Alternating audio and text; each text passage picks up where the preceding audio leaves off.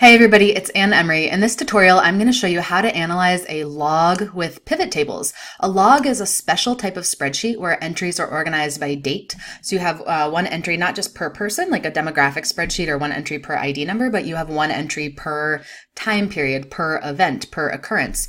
So you might have one entry for January 1st, you might have 10 entries for January 2nd, you might have 1,000 entries for January 3rd, then you might skip all the way to February and so on, recording these things as they happen. So I've made up a fake data set for us today. It's a technical assistance log. I'm pretending that there are nonprofits or grantees that are receiving coaching on different topics. So I'm pretending that they're receiving coaching from consultants on how to develop their board of directors, how to set up their IT systems, how to manage their human resources records, how to get their data and evaluation systems up and running. In a lot of projects, I am this type of technical assistance provider where I'm typically coaching grantees on data visualization and on data analysis and on communicating their results and getting their results out of their spreadsheets and into the world and into their conversations. So even though these are made up numbers, I usually do have to record the types of assistance that I provide in a log format like this, so that the foundation can, or the funder can tell what's going on. Okay, so anyway, I've got a handout that I'm going to make available so you can download with this video. And we're going to go through 8 steps today to analyze this spreadsheet from start to finish. I'm going to show you how to analyze these numbers with pivot tables. And then at the end, I'm actually going to show you how to use the SUMIF and SUMIFS formula to get the exact same results. So you can kind of weigh the pros and cons of each approach. I think you're going to prefer the pivot table version because it's so much quicker, but anything that you can analyze with a pivot table, you can also do with formulas. It's just like a quickie way to do a formula. So, okay, well, let's get started. Step 1, you want to organize your spreadsheet. I typically do a few things when I'm organizing my spreadsheet. So one of the first things I do is I freeze my top row or top rows so that it stays in view even as I scroll down. As I scroll down through this spreadsheet, do you see how the column headers, the variable names, they stay at the top, so I don't know what's in each column. That's really annoying. I like to know what's in each column, even if I'm scrolling. So to freeze the top few rows, in this case, we'd want to freeze the top 4 rows. It's a little bit counterintuitive. You have to click one below the row that you want to freeze. So in this case, I'm clicking on the 5 off to the left, and then you go up to the View tab, and you click the Freeze Panes icon, click on the little down arrow, and select the very first option for Freeze Panes. Now, even as I scroll down, my column headers stay in view. It's easier to stay organized that way. The next thing I like to do is insert filters to make my columns easier to sort, easier to filter. I can sort things alphabetically, reverse alphabetically, whatever slice of data I want to look at. So to insert filters, you click on the row with the column headers in it. So row 4 in this case. You go up to the Home tab. You go to the far right to the icon that says Sort and Filter. Click the little down arrow, and you're looking for the little picture of a filter. It looks like the filter that you'd use when you're baking in your kitchen. When you click this button, it adds little squares with rectangles. These are the filter buttons. So you could click on any of these squares to sort any of these columns. Let's see, right now our spreadsheet's organized by date. You could organize by TA provider and sort these alphabetically A to Z. So all of Carlos's entries are up top, and then Juan and Julie and so on. Another thing I like to do when I'm organizing my spreadsheet is to resize my columns. Sometimes things get cut off, like these organization names are a little longer, so I might want that column to be wider to accommodate those longer phrases. So there are a couple ways to sort your columns. One option is you could have all of your columns the exact same width, so like a 1-inch column and a 1-inch column and a 1-inch column. I've clicked on this upper left corner of my spreadsheet. It's this little triangle in between A and 1 that highlights the entire spreadsheet. You need all of your columns to be highlighted or selected. And to make them all the same width, you just kind of drag between your columns to make them wider or to make them narrower. Another option is you can auto-fit your columns to fit the contents. So a narrow column will be narrow, columns with wider phrases or longer numbers will be wider, and so on. To do that, which is also very acceptable, also a correct way to do it, you just double-click in between any of the columns. So I'm double-clicking between A and B, and Excel matches the columns to what's in each column. So column A is kind of abnormally large right now, and it's because it has this URL of the blog post that accompanies this tutorial in, in column A, so it's really, really long. So I might manually drag this one to be a little bit not as wide. Okay, that looks about right. And the final thing I like to do sometimes is to wrap my text. So let's pretend that you wanted column C to be narrower, and then some of these words get cut off. I don't usually do this. I don't like to have my rows really tall, but you could click on column C and go on the Home tab to wrap text. And then everything wraps. Some of the text takes up one line, some of the text takes up 2 lines. So that's optional, or sometimes I'll do something like this. Maybe I'll just wrap my column headers. That's usually the most important thing, where the actual data in the cells in the table is a little bit less important, so I typically don't wrap those. Step 2, we want to make sure that all of our pivot table prerequisites are met. There are 2 main prerequisites for pivot tables. The first one is that every column has to have a label. So even though it's pretty obvious that column A contains dates, make sure you haven't accidentally left that blank, or make sure you didn't accidentally press the backspace key and leave that blank. You'll get an error message when you try to insert your pivot table later. And the second prerequisite is to make sure that your spreadsheet has contiguous cells. Contiguous means touching or sharing a border. And what it really means is you can't have any completely empty columns or rows. So make sure you don't accidentally insert a blank column over here because you're planning on doing something with that column, but you forget, because Excel will think that your spreadsheet stops at column D and it'll lose this last column F. Same thing with rows. Make sure you don't accidentally have a totally empty row, because Excel will say, oh, your spreadsheet only goes up to row 50, and then it stops. It kind of forgets or disregards everything down below that. Okay, let me press undo a couple times. Make sure I get rid of my totally empty rows and columns. I don't think the spreadsheet has any blanks. I don't think I created any empty cells, but let's say you had some blanks like right here. We call that a Swiss cheese pattern in the data world, in the biz. That's okay. This is totally fine because this column isn't completely empty and these rows are not completely empty.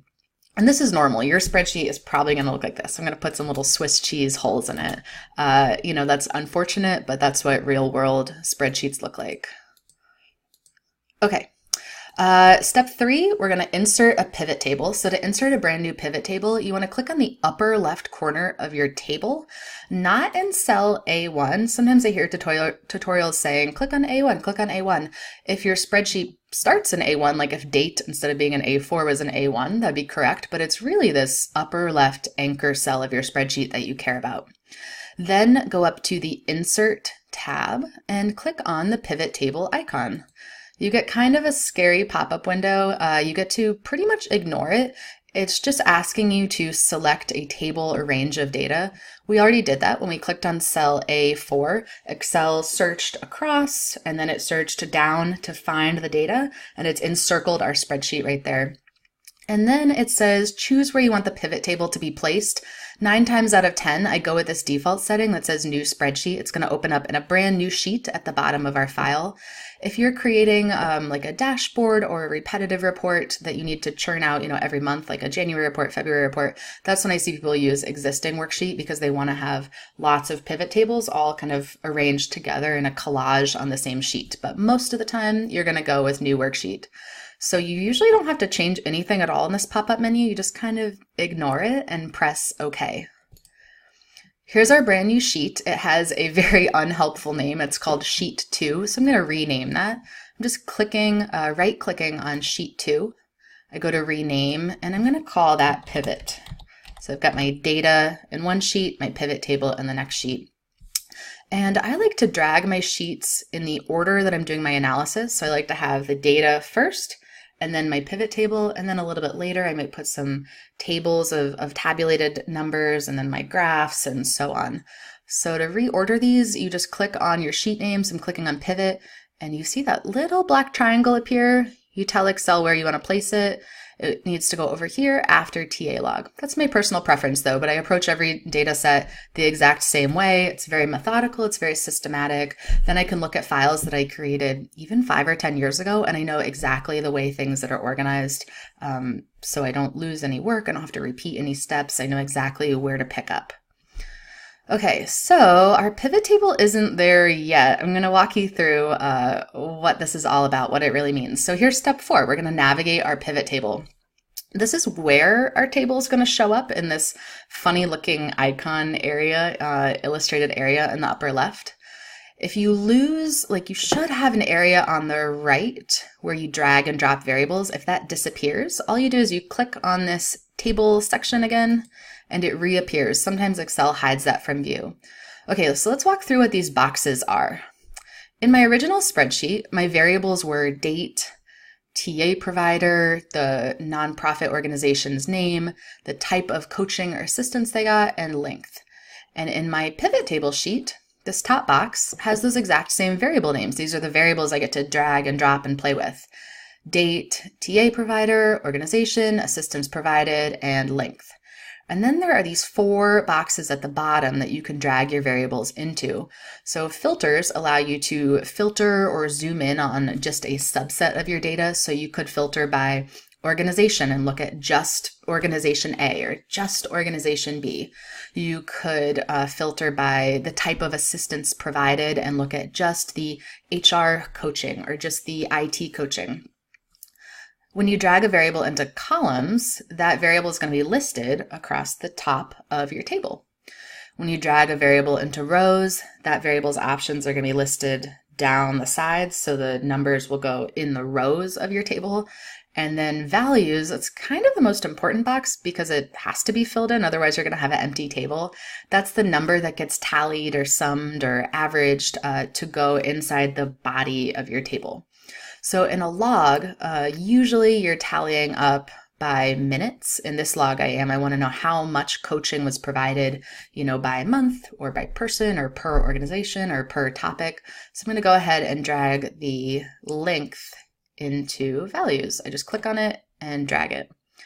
So this tells me the sum of minutes. So 3,438 minutes of coaching were provided total in my whole spreadsheet. That's just adding or summing 48 plus 51 plus 57 plus 26 plus 29 and so on. Okay, so here's where it gets fun. I get to actually make sense of my spreadsheet and find out some more details. So here's step 5. We're going to calculate some simple summary statistics. I go very methodical on purpose. It's very intentional, this approach. I just go column by column, make sense of one variable at a time. So the first variable I'm going to make sense of is the first one on my list, date. I'm going to drag date into rows and see how much assistance or coaching was provided per date range. Newer versions of Excel will take specific date entries and group them by month or year automatically, which is a really cool feature. If you have an older version of Excel, you might not have months here. You might just have the actual dates written out, and that's okay. In a couple minutes, I'm going to show you how to group by dates and turn specific dates into months. I'll show you a few different options for doing that. Okay, so by date range, we can take a peek at what's going on. So January 3rd, 43 minutes of coaching took place. January 5th, 28 minutes of coaching, and so on, all the way down. And my general date range, it's from January all the way to December. So this coaching took place throughout the entire calendar year. The next variable I want to make sense of at a glance is TA provider. So I'm going to uncheck the date box and I'll drag TA provider into rows. I get a listing down the side of the different people's names who provided this coaching by email or by phone. I don't know, it's a fictional spreadsheet. And then across the rows, you get to see their tally. So Carlos provided 737 minutes of coaching. Juan provided 866 minutes of coaching for this much coaching total across the 4 people. Okay, let me uncheck TA provider. We're still going very methodically, very systematically through the spreadsheet. Let's tally by the organization's names. So I'm dragging organization receiving TA into rows. There are 3 organizations listed, and you can see how much coaching they received by minutes here. Final one to make sense of is the type of assistance provided, the type of coaching that these groups received. So I drag assistance provided into, you guessed it, into rows. So 530 minutes of board development, 581 minutes of data and evaluation coaching, variant applications, HR records, and so on. Okay, step 6. Crosstabs or cross tabulations. This is where you don't just have one variable listed. Like right now, I just have assistance provided, just one variable at a time in my rows. A crosstab means you've got one variable here and one variable here, or you can stack two variables into rows or stack two variables into columns. It gets a little bit more fun where you can kind of mix and match the variables to follow your curiosities. Let me leave assistance provided in rows, and I will drag, let's see, which one should we do? Let's pretend I want to know which TA providers coached on which topics. So I could drag TA provider. I could put it into rows, either above assistance provided or right now below. So right now I've got assistance provider provided at the top, TA provider down at the bottom. So my table is organized the same way. Here's the type of assistance provided, and nested right within that or right below that, the people's names, data and evaluation, and then people who provided that. You can reorder these. You just drag and drop them within the same box to get a different layout. So now I've got people's names at the top, and nested down below or within their names is the type of coaching that they provided. You also get little subtotals, which is really helpful too. So a lot of helpful details here. You could also drag one variable into columns. That's kind of the traditional cross-tab look, where you've got your table like this, and then the cool contents, the minutes in the body of the table. So here's the type of assistance they got by the person's name across the top. And you can pivot your table very easily, as many times as you want back and forth, to get the look that feels right to you. Some people go crazy and they they get really excited, and they'll just like keep dragging these variables all together, and their table gets really complicated. For me, I usually stop at 2 variables, because any more than that is not usually helpful. It's like, okay, Carlos provided board development in August, and Carlos provided data and evaluation assistance in July, August, September, November. It's like a lot of steps to think through. So usually 2 variables at a time is going to be about right. Let me uncheck these and start from scratch. Okay, phew, that's a little bit better. Okay, step 7, let me show you how to group some variables, and in particular, how to group by date. So I'm going to drag date into rows one more time.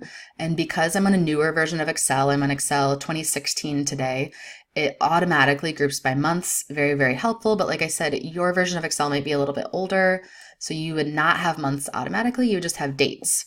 In that case, you can make some groupings for yourself. So let's say you want to group by month. You can grab all of these January entries right here, and you could right click and go to group. And, oh, actually, no, dates don't work like that, do they? Let me grab all of these, highlight all of these, and I'll right click. Let's group. Let's start at January 3rd, end at, the next year. And you can group by quarters. You could group by, well, we only have 1 year. Let's group by months. Perfect. And it gives you little names here. It knows that 1/something is January and 2/something is February. Another way that you can group by dates, this is the way I typically do it. I make the changes in my raw spreadsheet first. I'm going to create a new variable called month. I usually kind of do that up front when I'm cleaning my data and, kind of pre-analysis step. Let me add a new column here between date and TA provider. I don't need a new column all the way throughout my spreadsheet, just right here. So I'm going to go to Insert. Let's insert a whole new column. Okay, I'll call this month, and I'm going to use the month formula, equals month. Open up my parentheses. I click on the full date, the specific date, close my parentheses, press enter. Excel gives you kind of a funky answer. The result should be 1 for January, but it's given you 1/1900 because Excel stores numbers as dates. It's really, you don't need to know this. This is like Excel nerddom to know this. Okay, so I'm going to change the format from a date into a number, and I'm going to use the decrease decimal button to get rid of the decimals. So I've just transformed 1/8/2014 into just the month, parsed it apart, just January. And then I just hover my mouse over that little green square in the bottom left corner of my cell, and you can either drag it down to auto fill in the other months, or you can double click and Excel will fill in the months all the way down the spreadsheet. Perfect. The pivot table does not automatically add this variable called months. So when you go back to pivot, you have to click on this top section that's highlighted for you. You go to analyze, and because we've made a change to our raw spreadsheet, I click on refresh. It looks like a little recycling button with green arrows kind of going around in a cycle. Okay, so refresh. And now I see that same variable here, date and then month. So same thing, you can either group or you could just use your brand new month variable. The month variable though says in my spreadsheet 1, 2, 3, 4, 5, 6, 7, etc. It's not as easy to read as January, February, March in my opinion. So there are pros and cons of each approach. Okay, and the final thing I'm going to show you is how to find these exact same results, but using formulas. So instead of using a pivot table where you can just like really quickly drag and drop, and you can say, do I want this layout, or do I want this layout, or do I want this layout, or maybe I want like, here's a filter, maybe I just want this layout. You know, their pivot table does this so quickly for you. That's their huge advantage. I'll show you the back end way, or like the other option for doing this. Okay, so I've made the bones of my tables down here. Let me delete this extra column. Okay, so let me show you how to calculate how many minutes per month were provided with formulas, with the sum-if formula. So I'm going to find the number of minutes and then the percentage out of the total minutes. So to find the number of minutes, I'm going to type in equals sum-if, open my parentheses, and Excel wants you to fill in 3 pieces of the formula: the range, the criteria, and the sum range. So the first one, range, is this one, all of the dates that we have to choose from, the entire column or the entire range, comma, the criteria that I care about. So let me scroll back down, and I really just want things that match this criteria, 24-1. Oh no, I'm gonna have to recode these. That's okay. I'll show you how to do this. We'll get the error message and then I'll show you how to do it a little bit more correctly. And then the sum range I care about, the things I want to tally up or add up, are the minutes over in column F. Okay, so I care about F. Close my parentheses. It's not going to work because I have to rearrange my dates a little bit. No big deal. Okay, it gives you 0. It's not really 0. And that is because I need a column that says 24-1. I usually do this in every data set anyway. Let me insert a new column. And I'm going to call this one year-month. This will be another really cool formula. I didn't even remember that I was going to teach you this. Okay, year-month, I'm going to find this year of this date and the month of this date. And it's there, 24-1. It's just a little smushed together right now. So I'm also going to add a dash mark. I have to put quotation marks around the dash because it's a selection from my keyboard. I'm typing in letters or numbers from my keyboard, not selecting a cell reference. And I need another ampersand, another and sign. So I've got year and the dash and the month. Press enter, 24-1. Okay, let me paste this down. Perfect. So my range is not actually column A, it's actually column C. Column C is the magic column that I care about. Okay, so what this means is Excel is hunting through column C, that's my full range, and it's looking for anything that says 24-1. That's the criteria that I told Excel to hunt for. And any rows that it finds that say 24-1, it goes over to column G and it hunts for minutes and it sums those all together. So it'll say like, well, not 29 because that's not a 1. It looks for 38 plus 17 plus 43 plus 45, etc. Okay, so these entries equal 209 minutes total. That's a really quick way to get the sum, is just by looking down here in your spreadsheet, which is the same as here, 209 minutes. Okay, so watch what happens if I try to just drag my formula downwards. It's not going to work. I'll show you how to fix it though. Some of you might have already guessed that I was going to do this. So if I drag this down, it might look correct at first. Okay, so let's check out the February entries. I'm clicking on the formula bar to see where that formula is pulling from, and it's a little bit off, okay? Let me scroll to the top so you can really see how it's off. Instead of starting here in row 5, because I pulled my formula down one, then my ranges, I was looking for my columns or my like sections that I care about, also nudged down one cell. So it's missing anything in row 5. That's a problem. I don't want to have to type in the formula equals sum if blah, blah, blah, blah, blah, all these commas and parentheses over and over. That's way too much work. You're going to bang your head against the wall if you try to do that. So let me delete these formulas that are all actually wrong. They're pulling from the wrong range. And go back into my anchor cell, just the first one, and I'm going to fix it. I'm going to add some dollar signs to hold parts of the formula constant. Okay, so I know that the range of months or years / dates, it's always in C5 through C104. So I'm going to add a dollar sign here before the C, before the 5, before the other C, and before the 104. The criteria, that's okay. I want that to nudge down. So I want it to look for 24-1 entries and then 2014-2 entries and then 2014-3 entries. So I'm not going to change that at all. No dollar signs there. And then I'm also going to add dollar signs before the G and before the 5 and before the other G and before the 104. And I'm going to make this spreadsheet available for purchase for $5. So if you want to see the completed version of the spreadsheet with all the formulas already in here, or you can just press pause on your YouTube video and see it. Okay, so press enter. This should work. Let's drag this down, fill it in for all the different months. And I'm going to pick a random month and investigate. Make sure it's pulling from the right section. Okay, so let me scroll to the top. That looks good. It's still starting in row 5 for the year - month and for the length in minutes. And it's still ending in row 104. So that's a good thing. So this cell is saying, the formula is saying, hey, go look in column C and hunt for all the 2014-8 entries. And every time you see something that says 24-8, go over from row C to G and tally up those minutes. Okay, that's what a sum if is. Okay, let me total these then. That's just a regular equals sum. 3, 4, 3, 8 minutes total. And then I can find percentages.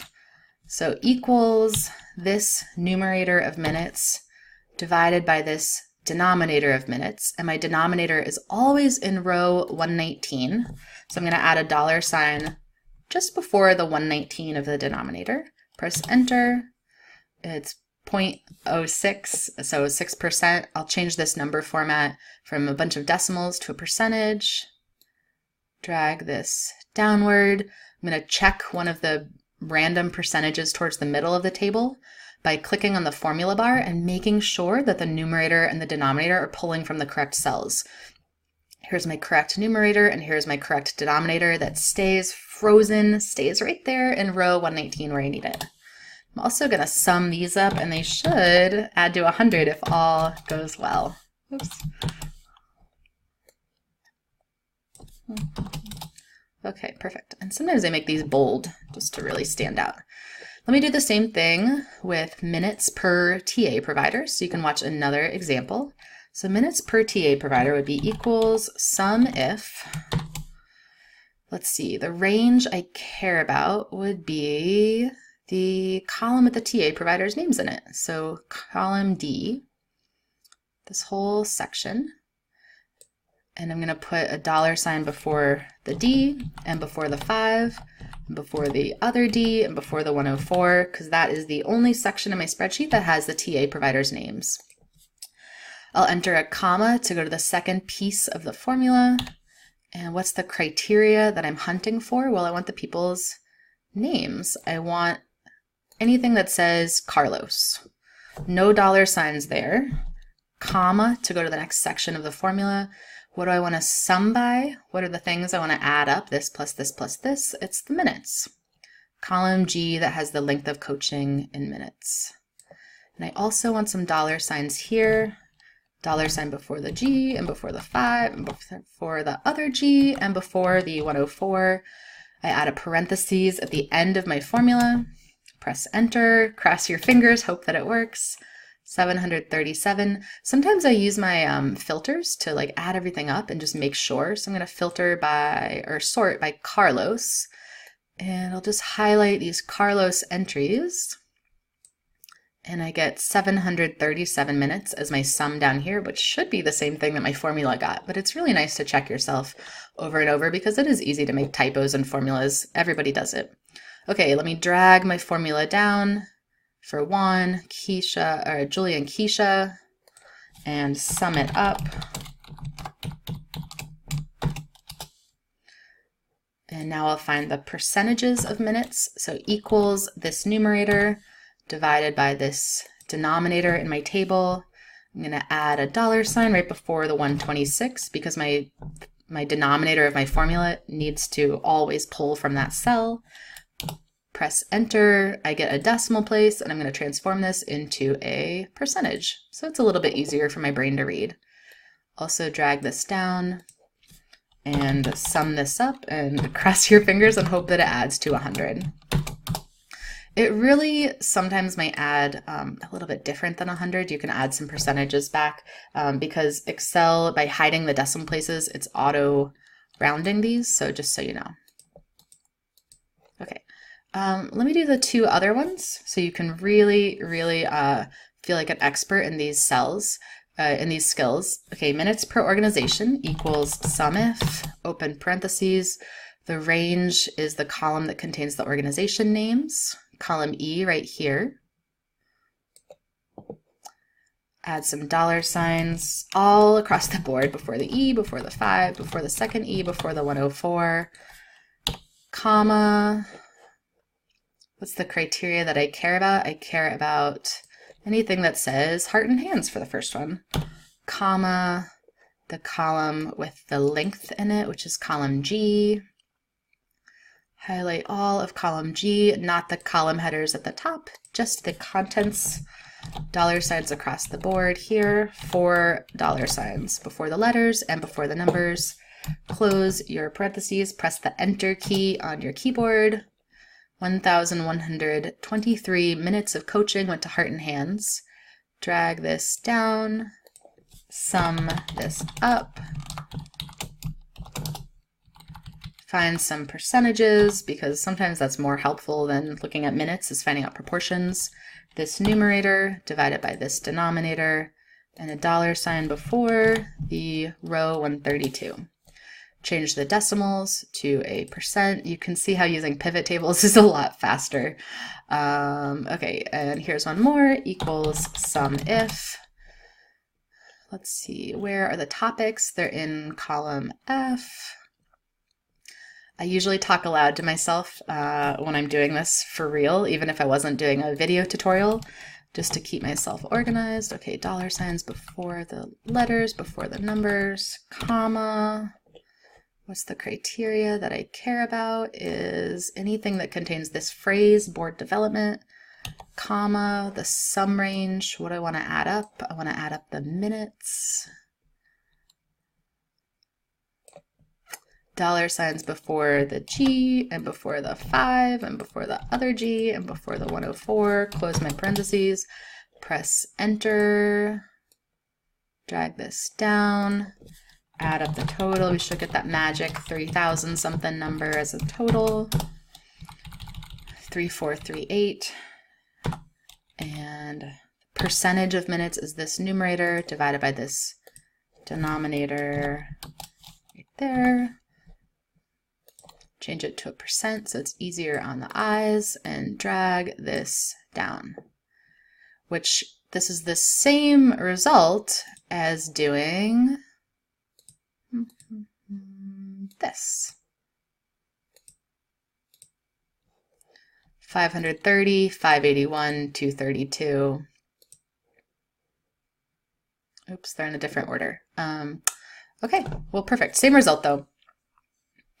Okay, I hope you learned a lot today about using both pivot tables and using both formulas, using the sum if formulas. And like I said, I'm going to make the spreadsheet available for purchase and the handout so you can go through this in more detail at your leisure and really master the skills. All right, thanks so much. Have a good day.